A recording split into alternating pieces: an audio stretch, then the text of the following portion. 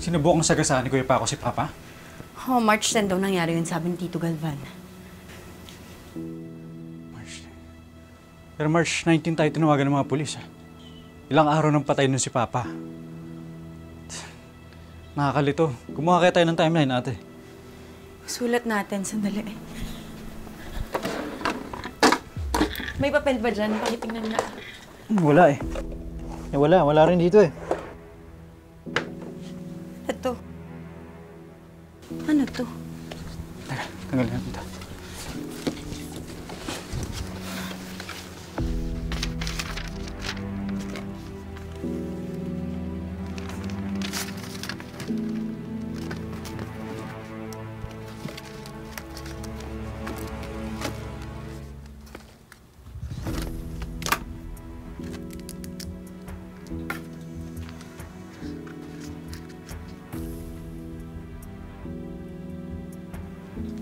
Kay Paco.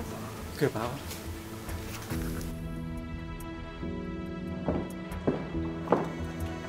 Kuya Galvan, what did you tell Sam? Nakita ko kayo nag-uusap kanina. Anong pinag-usapan niyo?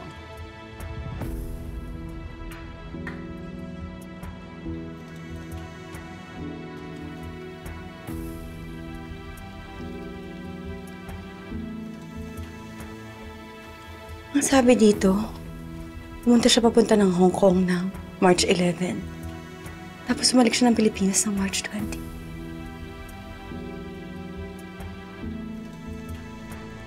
I told her about our plan. Which is? Put the blame on Paco. Sinagasaan naman niya talaga si Doc Orly. Aurora, it's easier to believe na si Paco may kinalaman sa pagkamatay ni Orly.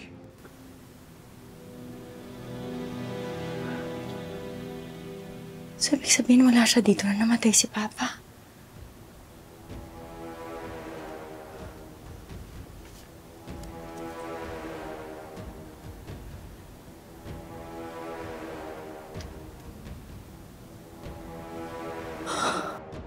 Pero hindi nga siyang pumatay. My son is a good person, Kuya. He is not capable of killing anyone. Ano mas gusto mo? Lumabas ang totoong nangyari? Hindi lang ikaw ang madadamay. If the truth comes out, lahat tayo mananagot. That might be the end of the Palacios name.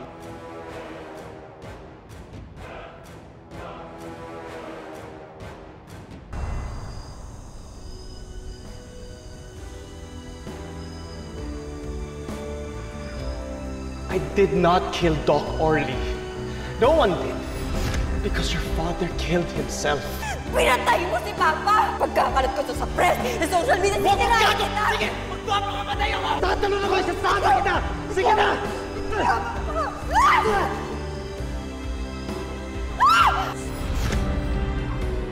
Walang inosenteng Palacios. Yung anak ni Beverly, lalaki rin yung demonyo. Marami rin siyang masasaktan at maaagrabyadong tao, kaya mabuti pa, habang hindi pa siya pinapanganak, mawala na siya. Wala ka rin pinagkaiba sa mga taong kinamumuhian mo. Bakit pa kamping-kampi ka sa kanila?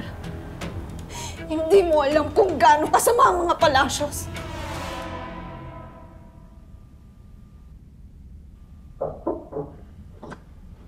Jericho.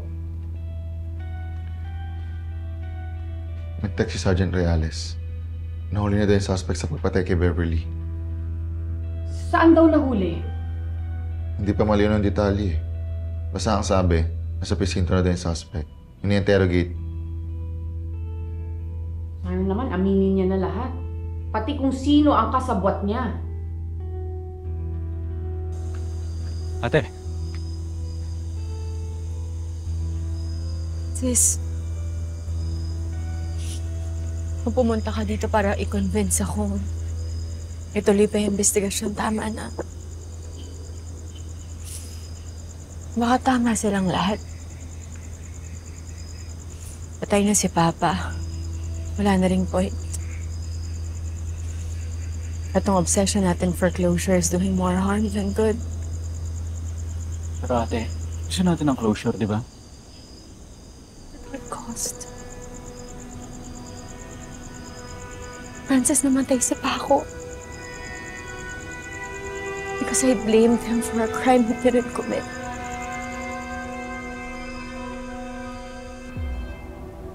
Sino ang tumulong sa'yo makapuslit na palasyo sa estate? Wala. Nag-isa lang ako. Anong wala? Imposible. Dumaan ka sa secret tunnel. Iilan lang sa estate ang nakakaalam ng lagusan na to. Sino ang tumulong sa'yo?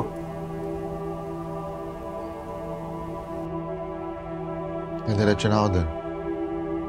Sama ko. Hindi pwede. Hindi ka pa cleared ni Doc.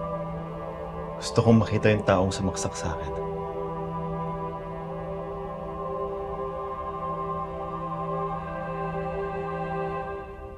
Ate, kung hindi si Kuya Paco, sigurado ako may gumawa nito kay Papa. Sino?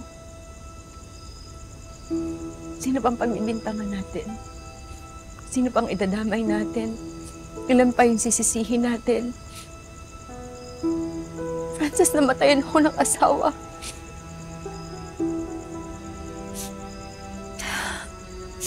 Nakakailangan na lang natin tanggapin. Na baka nagbago si Papa. Baka atik si Papa.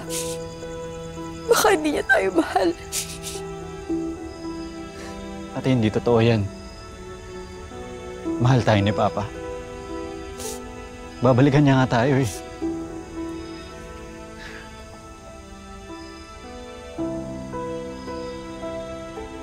Nakita ko to sa mga gamit ni Kuya Paco.